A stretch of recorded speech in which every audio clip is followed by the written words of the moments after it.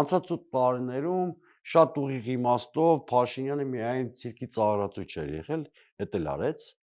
այդ վարչապետը ըստ էության դրա մասին, հա։ Ինչու։ Դե կրկես, լավ կրկես էր այդ։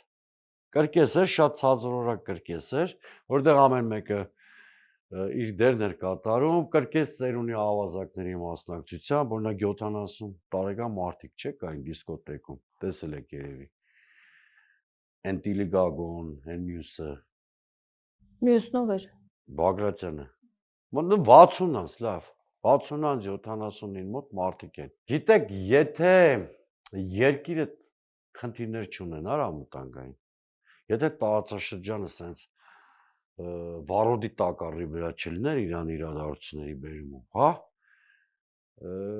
գուցե նախընտրական տրամաբանության մեջ ինչ-որ ձևի մարսվեր այդ բաները, բայց երբ այդ բոլոր մարտահրավերները կան,